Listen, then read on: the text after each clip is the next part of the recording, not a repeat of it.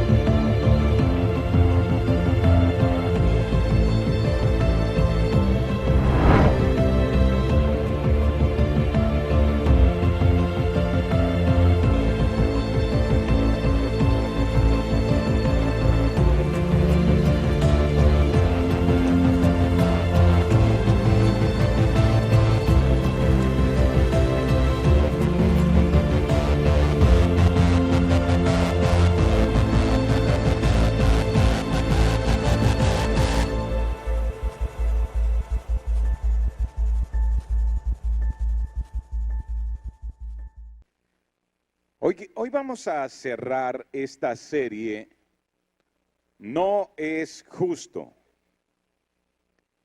Y hemos estado conectados con este tema y con lo que sentimos cuando vemos situaciones que no son justas. Cuando vemos situaciones donde no se está dando a cada persona lo que merece y donde no se está respetando la dignidad de las personas, la dignidad que Dios les ha dado. Así que todos hemos experimentado ese sentimiento de indignación, ese sentimiento de impotencia ante aquello que no es justo, ¿no es cierto? ¿Y sabes por qué lo sentimos de esa manera? ¿Te has preguntado por qué es un sentimiento en el género humano, en las personas en todo el mundo, esperar que a cada uno se le dé aquello que corresponde según su dignidad como seres humanos?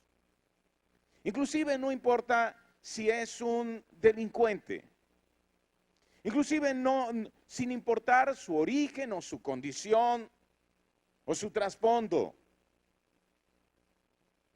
Hay el sentido en nosotros de que cada persona debe ser tratada con dignidad, de que cada persona debe ser tratada de tal forma que se le dé eso que decimos que es justo.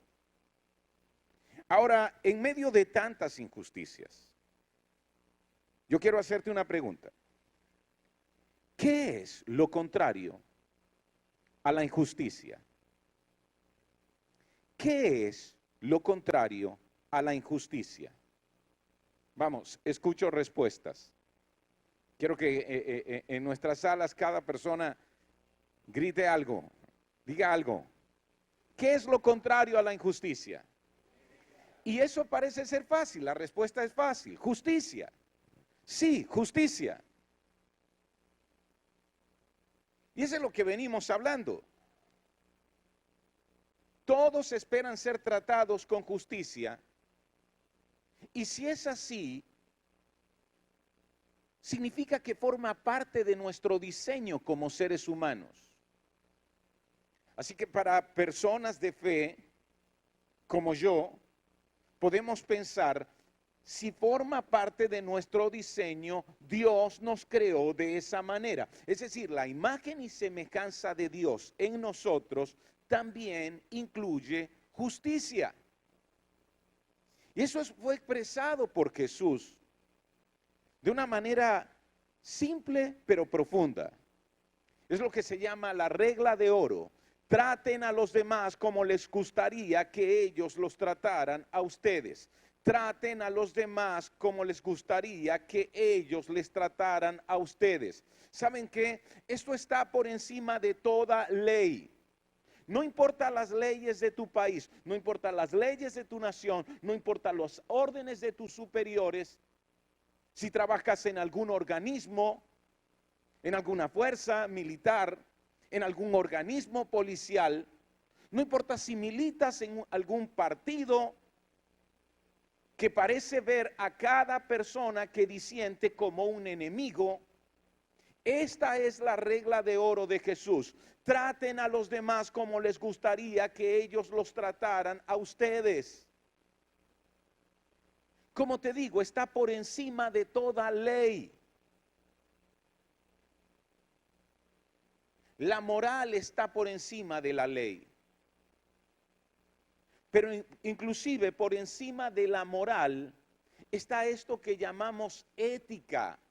Ética, la moral dice, así son las cosas. La ética dice, así deberían ser. Y Jesús está diciendo, así debería ser nuestro comportamiento frente a las demás personas. No importa quién esté delante de ti, no importa lo que haya hecho, no importa su trasfondo, no importa su condición social, trátales. Haz algo por ellos, actúa, extiende tus manos de la misma manera que te gustaría que te trataran a ti, que lo hicieran por ti, que extendieran sus manos a favor de ti. Y eso es poderoso, porque mucho se habla acerca de ética laboral, de ética en la política, de ética aquí, de ética allá. No existe tal cosa como ética en un sector y ética en otro sector. Existe una sola ética, una sola, y es esta. Son palabras mismas de Jesús en Lucas 6:31.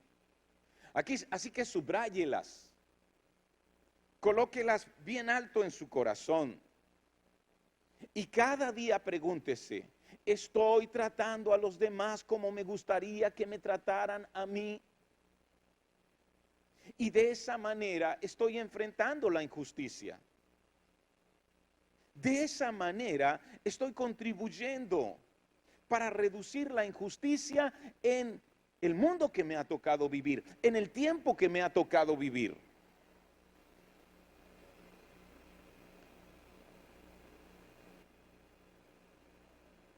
Hay algo interesante.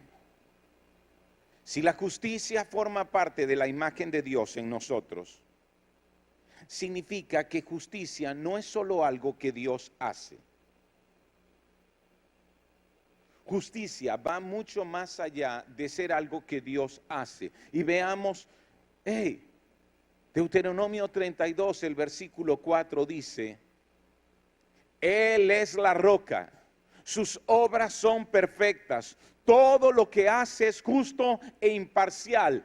Él es el Dios fiel, nunca actúa mal. Qué justo y recto es Él.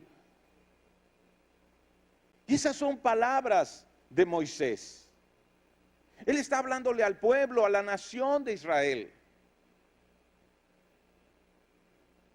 Y está mostrándole quién es Dios. Justicia no es solo algo que Dios hace.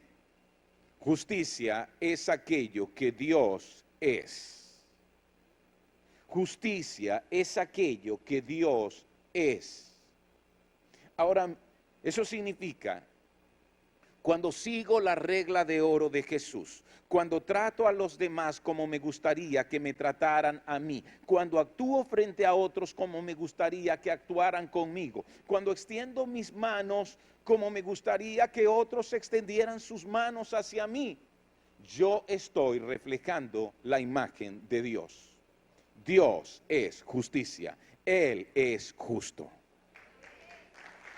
Y es algo que debo recordarlo cada día. Recuerda entonces, la justicia no es solo algo que Dios hace, es algo que Él es. Él es justo, Él es justo. Él es el Rey justo.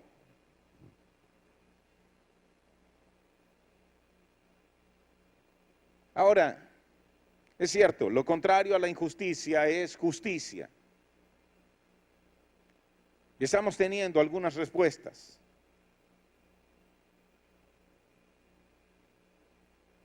Pero hay una pregunta más difícil.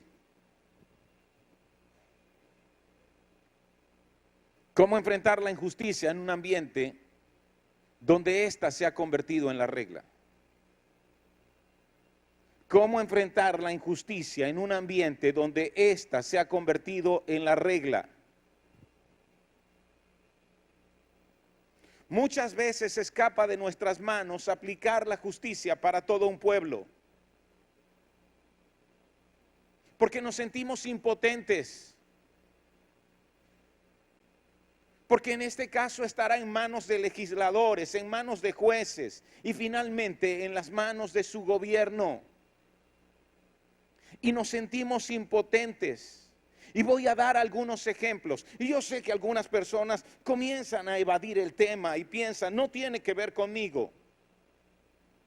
Pero si vives cuando la esclavitud es la norma, como en la Inglaterra del siglo XVIII o en los Estados Unidos durante el siglo XIX, y la esclavitud es la norma. Y si una persona es un afrodescendiente, él es un esclavo, es tratado como un objeto.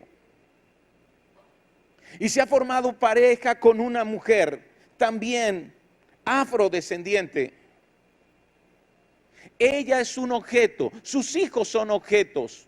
Arrancarán a sus hijos de su seno y los llevarán a otro lugar, quizás nunca más los vuelva a ver. Y arrancarán a su esposo de su lado y lo venderán a otro amo.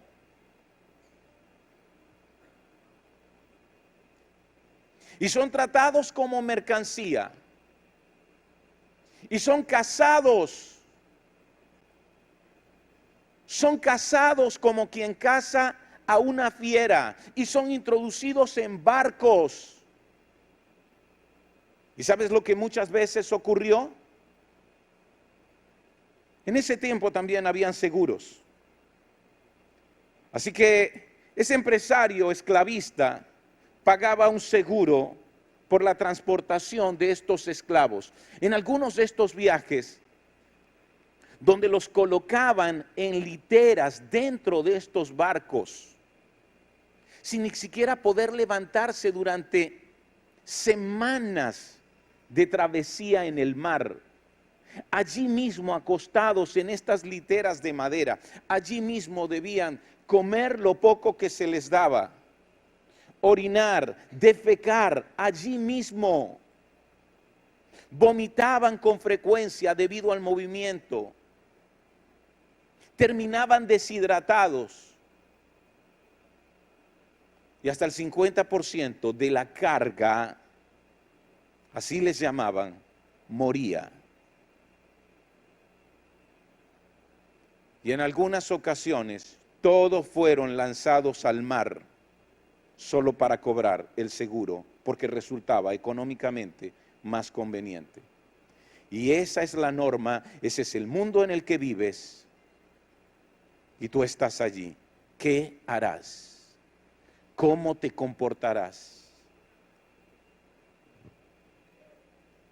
Y cuando leemos esta historia, recordamos a un jurista, un hombre de fe que fue llamado al ministerio.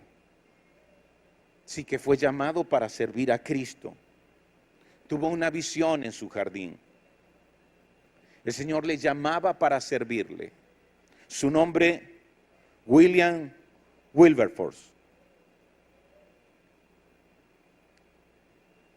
Y cuando fue a hablar con su pastor amigo, un hombre que fue un capitán esclavista, pero a quien Dios transformó. Y fue el compositor del himno Sublime Gracia. Su pastor le dijo a William Wilberforce: Dios te ha llamado para servirle en el lugar donde estás, como abogado, en el Congreso de Inglaterra, en el Parlamento inglés. Ve y haz algo por los esclavos. ¿Saben lo que hacía William Wilberforce? Muchas veces se fue a las sesiones en el Parlamento inglés con cadenas en sus brazos, solo para recordar: todavía en este lugar hay esclavitud, debemos terminar con eso. ¿Qué harás tú?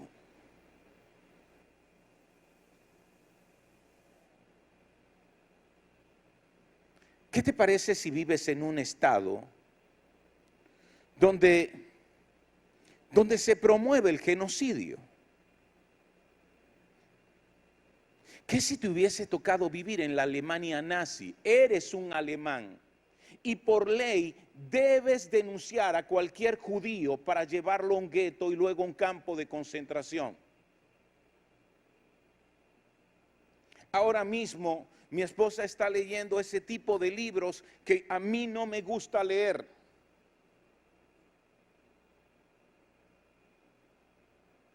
Está leyendo un libro de Viktor Frankl.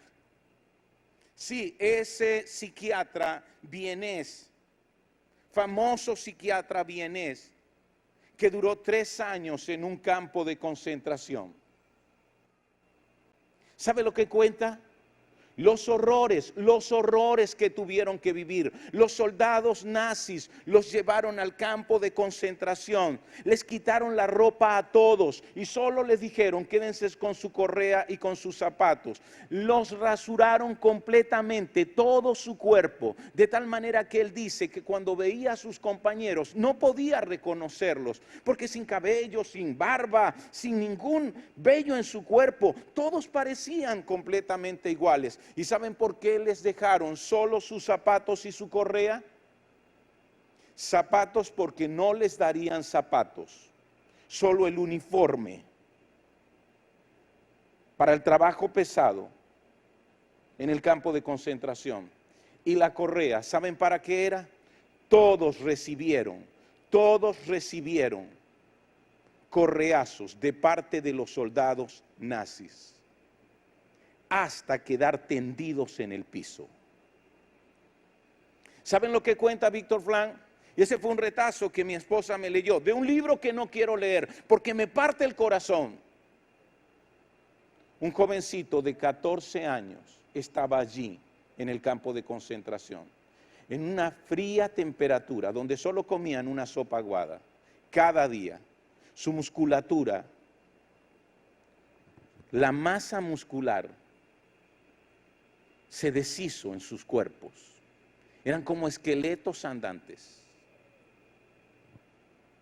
Y ese jovencito de 14 años, debido al frío, sus manos se entumecieron y sus dedos se engangrenaron.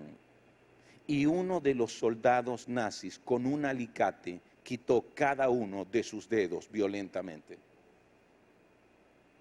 ¿Qué haces en un lugar así?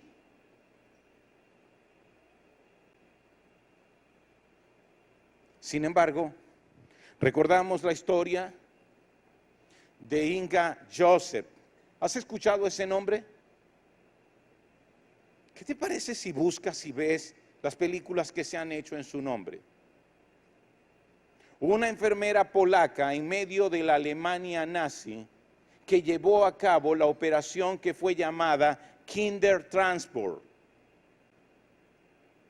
como transporte de niños preescolares. Kindertransport. ¿Saben lo que hizo? ¿Saben a lo que se atrevió? Arriesgó su vida para salvar la vida de 10,000 niños judíos. Los salvó a 10,000 niños judíos, traficó con ellos, los metió en carros, en maleteras, en medio de carretas, entre materiales de construcción, pero los entregó a hogares que los adoptaron. 10,000 niños fueron salvos.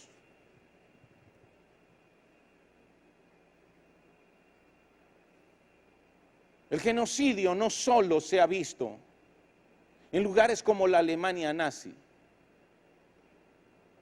Una de las pocas historias de las que no queremos leer, de las que no queremos conocer, es la historia del genocidio ruandés.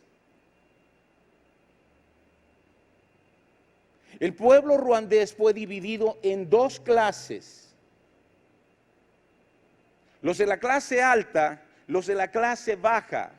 A cada uno se les dio un nombre, como si fuesen etnias distintas. Eran los mismos ruandeses. Y eso fue durante el siglo XIX. Pero para el siglo XX la sociedad estaba tan dividida que los del poder comenzaron a tratar a los que habían discriminado como ratas, como cucarachas que debían morir. Y se dice, el genocidio ruandés fue mucho más cruel que el genocidio nazi. En el genocidio nazi murieron cerca de 6 millones de judíos. En el genocidio ruandés se calculan entre 800,000 y 1,000,000 de personas, pero ocurrió en solo 4 meses. Mujeres violadas y la mayoría fueron muertos a machetazos. Los persiguieron, los encerraron inclusive en templos y los prendieron en fuego. Cientos cada día. Pero cuando uno escucha la historia de una escritora de un bestseller como Immaculée Libigiza, y ella cuenta lo que sufrió, y de pronto te encuentras con que, ¿cómo fue que fue la única sobreviviente en su familia? Toda su familia murió, toda su familia. ¿Cómo es que ella fue la única sobreviviente? Todo su pueblo murió.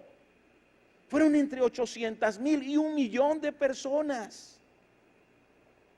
Vecinos, amigos, conocidos. ¿Sabes lo que es quedar así? Pero cuando ella cuenta su historia, te encuentras con que un pastor que no era que era de la clase diferente, la encerró en un baño junto a 6 mujeres más para salvarle la vida, y arriesgó su propia vida en medio de tanta injusticia. Yo sé, para nosotros la respuesta es sencilla.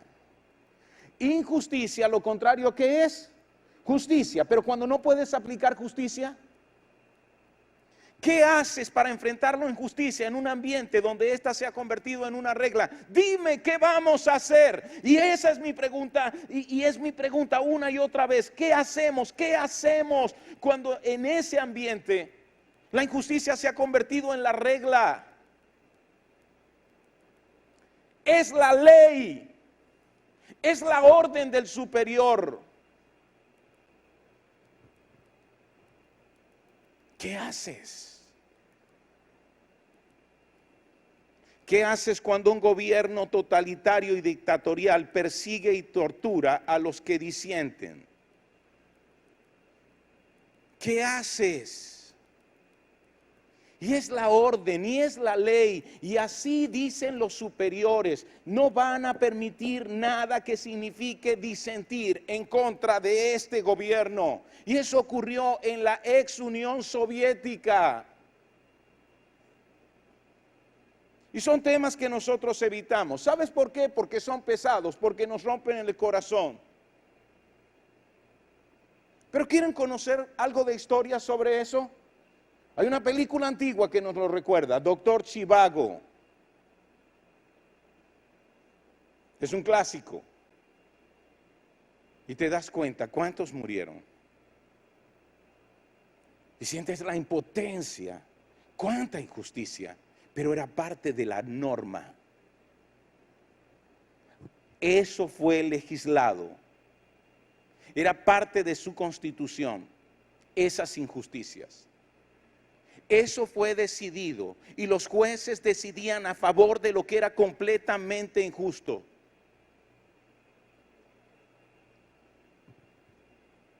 Y finalmente era parte de un gobierno.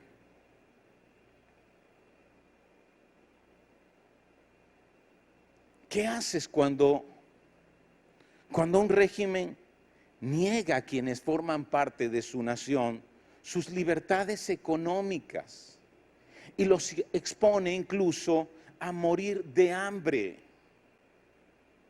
A morir de hambre. ¿Leyeron la historia de Rumanía? Y del régimen estalinista de Nicolau Ceausescu.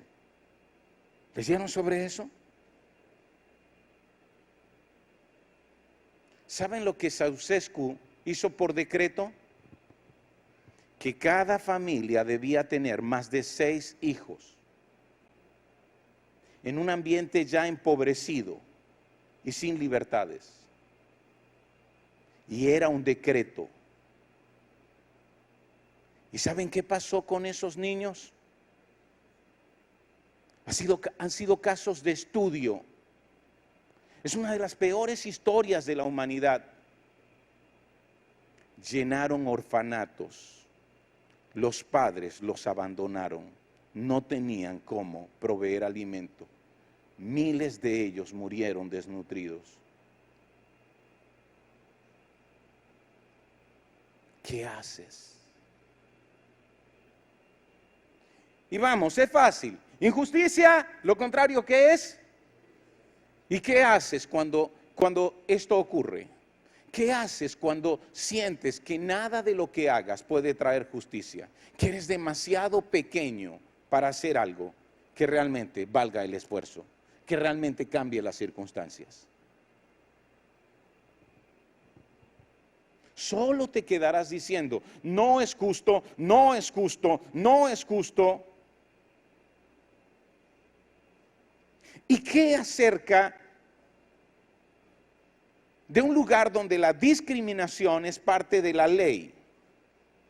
Por ejemplo, en Sudáfrica. ¿Han leído sobre Sudáfrica y sobre el régimen del apartheid? ¿Han escuchado el nombre Nelson Mandela? Premio Nobel de la Paz.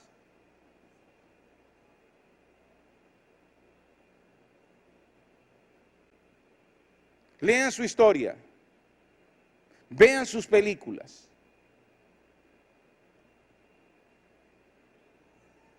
¿Saben lo que era el apartheid? Sudáfrica, dominada por hombres blancos. La discriminación abierta y por ley hacia la gente negra. Pero allí escuchamos la historia de un obispo anglicano negro, un ministro cristiano llamado Desmond Tutu. ¿Escucharon sobre Desmond Tutu? Deben conocer su historia. Es inspiradora. Es uno de los hombres que trajo mayor justicia a Sudáfrica. ¿Y saben lo que dice Desmond Tutu? Desmond Tutu dice, cuando yo era niño, mi mamá me llevaba de la mano por la calle. Mi mamá trataba de enseñarme modales, dice Desmond. Así que si veías a un hombre blanco y él iba a pasar frente a ti, debías detenerte y dejar que él pasara primero. No importa si mi mamá era una dama, él era un hombre blanco, era la ley. Y Desmond Tutu dice, pero un día vi un hombre blanco que se detuvo en la esquina y amablemente saludó y sonrió a mi mamá y le hizo un gesto de cortesía para que ella pasara primero conmigo. Y eso me dejó confundido, dice Desmond Tutu. ¿Quién era ese hombre? ¿Quién era ese hombre? Así que le pregunté a mi mamá, ¿quién es ese hombre? Y ella dijo, es un pastor de la iglesia. Y desde ese día yo quise ser pastor.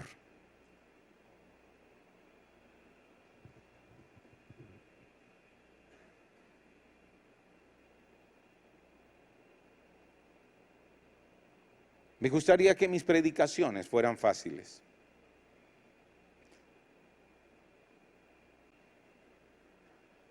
Pero si la palabra de Dios no tiene respuesta a las situaciones más difíciles de la vida, ¿quién va a darnos la respuesta? 2017, Venezuela. El tiempo, además del 2014, donde la gente sale a la calle a protestar y es reprimida brutalmente. Y todos los días están muriendo 2 personas, todos los días, 2 personas como mínimo. Y la mayoría de ellos tienen menos de 28 años. ¿Escuchaste eso? Inclusive adolescentes están muriendo en la calle. Pero además de quienes mueren, muchos están heridos, heridos de gravedad. Perdieron un brazo, un riñón. Perdieron un ojo.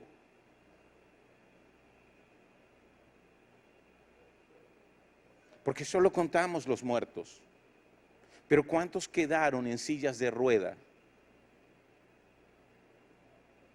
Pero no nos interesa. Vamos.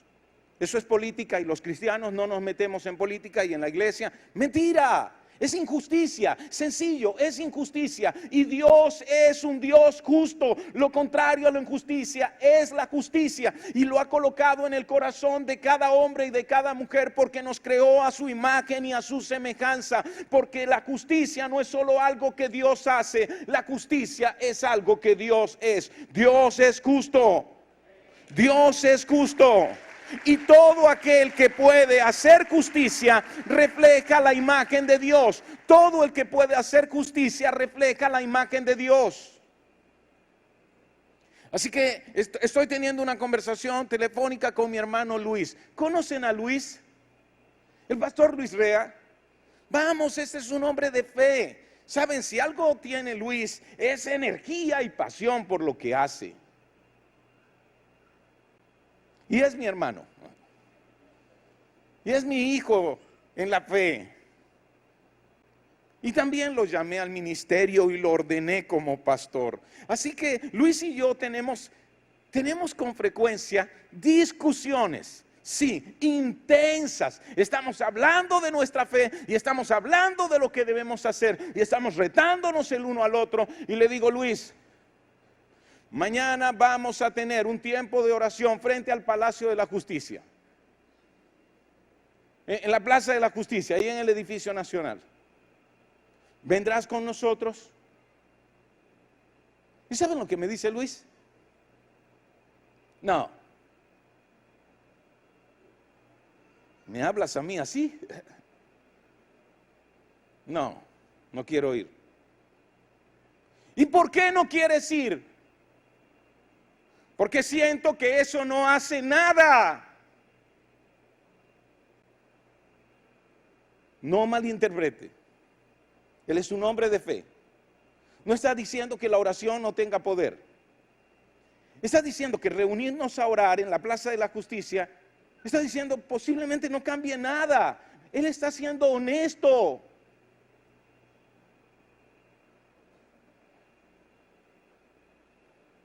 Así que le digo, bueno, yo creo que sí puede hacer algo. Mira a los profetas de la antigüedad, Luis. Ellos hacían oraciones en voz alta porque era llevar el mensaje profético a través de una oración. Era recordar a una nación lo que Dios espera de ellos a través de la oración. Debemos hacerlo. Y él me dijo, no. Voy a desgastarme, voy a entregarlo todo. ¿Sabes por qué? ¿Sabes para qué? por los niños que están pasando hambre. Tú me estás ayudando en eso. Sigamos haciéndolo. ¿Qué te parece? Eran 50, subieron a 100 y ahí me retó. Vamos, ampliémoslo. 300. Alimentemos a 300. Porque hasta ahora no es suficiente lo que hacemos. Y ahí estoy yo luchando con él. ¿Quién de los dos tiene la razón? ¿Quién de los dos tiene la razón? Y sigue la pregunta: ¿cómo enfrentar la injusticia en un ambiente donde ésta se ha convertido en la regla?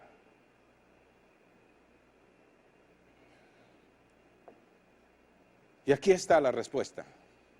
Es una respuesta que constantemente vemos en la Biblia. Podemos enfrentar la injusticia con misericordia.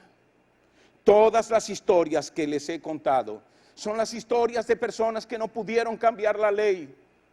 Son las personas que no tenían poder político, que no eran legisladores, que no eran jueces, que no eran superiores, que no estaban en la clase dominante, a excepto de William Wilberforce. Pero ¿sabes lo que hicieron? No se quedaron con las manos atadas, no fueron presas de la impotencia. Se levantaron y dijeron: haré por uno lo que no puedo hacer por todos. Salvaré a uno, ayudaré a uno, bendeciré a uno. Y en medio de tanta injusticia voy a responder con misericordia. Y esa será la respuesta de Dios a su dolor. Y es a lo que Dios nos está llamando en este tiempo. Y es ahí donde leemos al profeta Isaías en el capítulo 58. Y este profeta de la antigüedad dice: no, esta no es la clase de ayuno que quiero. ¿Saben qué? Isaías le está enseñando a la gente cuál es el verdadero ayuno. Y ahí hay judíos religiosos que ayunan una y otra vez y se muestran delante de la gente y quieren mostrarse más espirituales que otros. Sí, por su ayuno. Y entonces Isaías dice: no, esta es la clase de ayuno que quiero. Pongan en libertad a los que están encarcelados injustamente. Alivien la carga de los que trabajan para ustedes. Dejen en libertad a los oprimidos y suelten las cadenas que atan a la gente. Compartan su comida con los hambrientos y den refugio a los que no tienen hogar. Denles ropa a quienes la necesiten y no se escondan de parientes que precisan ayuda. ¿Y sabes lo que está diciendo Isaías? En medio de un tiempo de tanta injusticia como el que estamos viviendo, ustedes deben mostrar misericordia. No pueden quedarse con las manos atadas. Creo que algún día Dios nos demandará que no hicimos nada por los presos políticos. Y eso lo temo en mi corazón. Solo porque para nosotros la política es del diablo. Y no nos metemos con esa porquería porque somos demasiado limpios. Algún día Dios nos lo demandará. Isaías grita desde el pasado diciendo: pueden hacer algo. Pueden hacer por uno lo que no pueden hacer por todos. Quizás no puedan cambiar las leyes injustas de su nación. Quizás no puedan vencer del todo la tiranía, pero pueden hacer algo. Y eso es misericordia.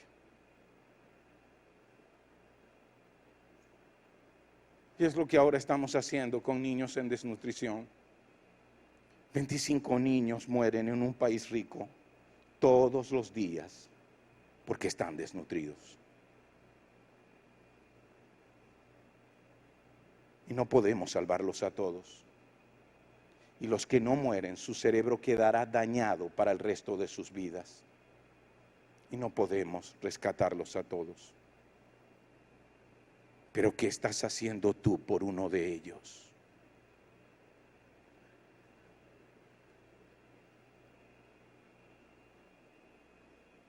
Yo no puedo liberar a un preso que ha sido torturado, pero me he acercado a su familia.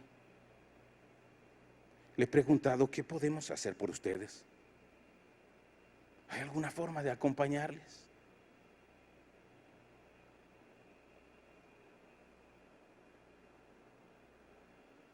Y Miqueas también grita.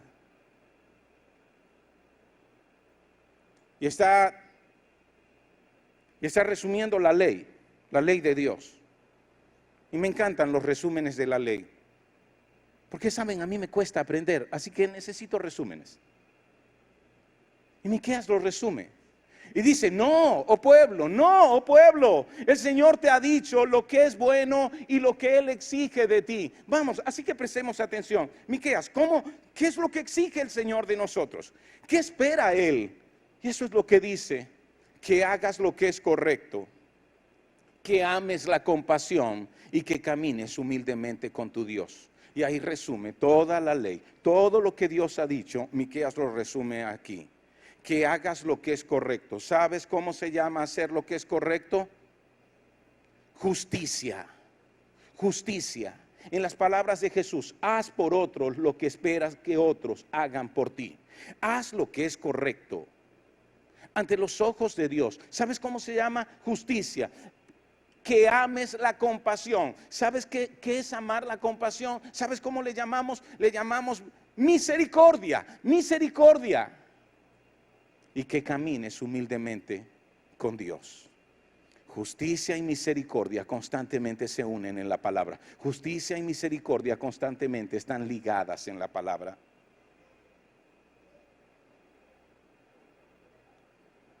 Y ustedes recuerdan ¿saben? Hicimos la oración allá frente a la Plaza de la Justicia. ¿Y saben qué ocurrió esa misma noche? Esa misma noche un grupo de cerca de 50 jóvenes estaba en la azotea de una urbanización popular conocida en Barquisimeto llamada La Sucre. Y comenzamos a escuchar los gritos de terror. Estaban siendo asediados, sus ventanas rotas, disparaban bombas lacrimógenas dentro de sus salas. Los ancianos se asfixiaban, los niños estaban aterrorizados. Algunos no lo han superado hasta hoy. Hasta hoy, esa noche. Algunos no lo han superado, niños no lo han superado hasta hoy. Y los jóvenes allá arriba amenazaban con lanzarse de la azotea si los uniformados forzaban la compuerta que llevaba a la azotea. ¿Quién tenía la razón? ¿Recuerdan que la noche anterior estaba discutiendo con mi hermano Luis sobre lo que debíamos hacer? ¿Quién tenía la razón? Y ahora entiendo, ambos estábamos movidos por la misericordia. ¿Qué necesidad tenía yo de salir de mi apartamento? Estaba cocinando con mis hijas y mi esposa estaba en la mesa del comedor. Dígame, ¿qué necesidad exponer mi vida, ir a un ambiente tan oscuro y tan violento como ese? ¿Qué necesidad si entrando por esa calle completamente oscura y la gente gritando, pastor, ayúdenos, ayúdenos? Y ni siquiera sabía qué podía hacer. Y de pronto nos dispararon. ¿Saben qué nos dispararon?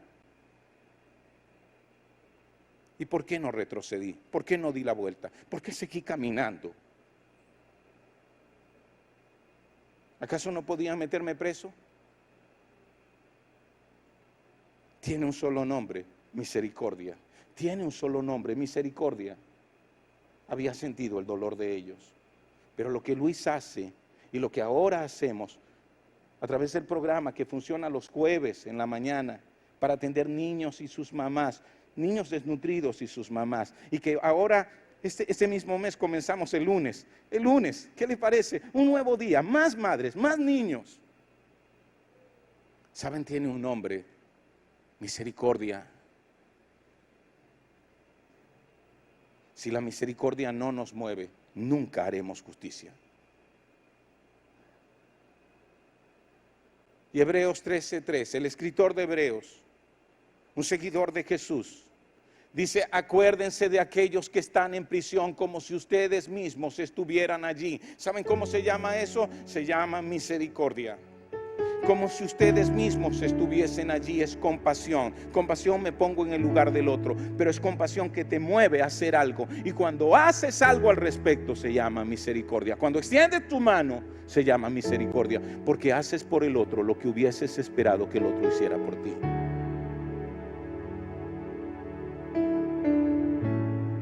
Acuérdense también de los que son maltratados, como si ustedes mismos sintieran en carne propia el dolor de ellos. Y mientras tú y yo dormimos tranquilos, cada noche hay un lugar frío llamado la tumba, llamado el Tigrito, donde un hombre está tirado en el piso frío y todo su cuerpo le duele.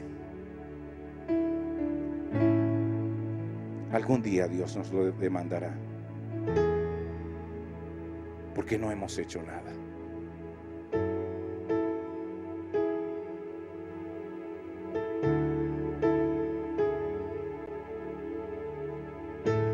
Se llama misericordia.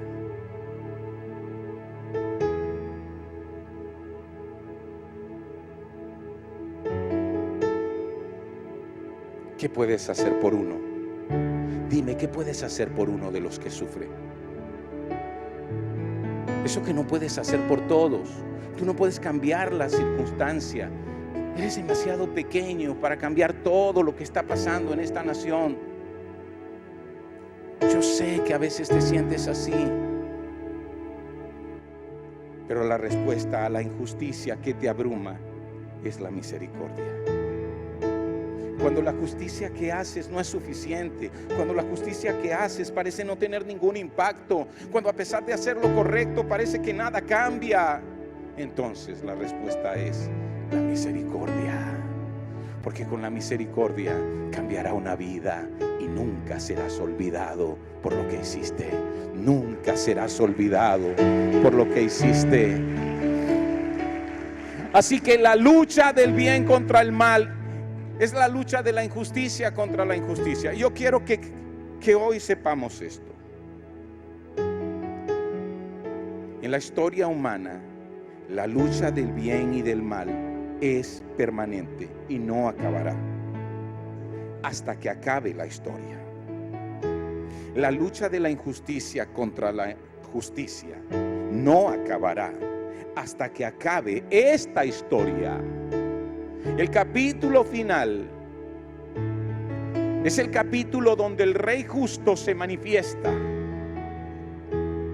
para gobernar todo y sobre todos, y al final la justicia habrá vencido.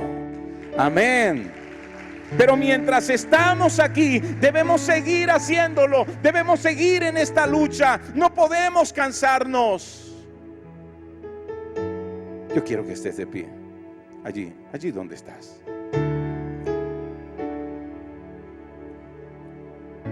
Cierra tus ojos, levanta tus manos.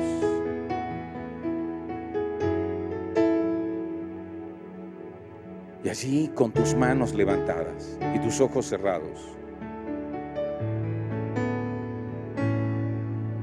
conectando tu corazón con el Señor, todos juntos es como si escucháramos su voz que nos dice: vayan, su voz que te dice a ti: ve, involúcrate,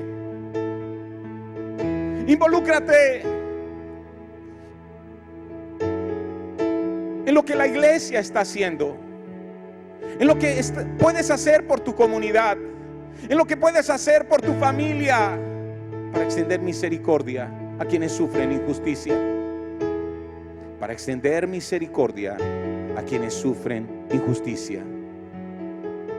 Y harás la diferencia, porque harás la diferencia en una vida, y eso es más importante. Así comunicarás al Dios de justicia, así comunicarás al Dios que también es el Dios de misericordia. Así Jesús está diciendo: así me reflejarás a mí. No te detengas, que la impotencia no te paralice, porque tengo mucho para darte y mucho que puedes hacer. ¿Qué te parece si decimos: Señor Jesús, guíame, dame de tus fuerzas, Dame de la valentía que viene del Espíritu Santo. Dame de tu fortaleza y llevaré tu misericordia. Así lo haré. Me involucraré con mi iglesia. Abriré mis ojos ante las necesidades de mi comunidad y de a mi familia. Haré por uno lo que no puedo hacer por todos, pero lo haré en tu nombre, en tu nombre. Amén y amén. Aleluya.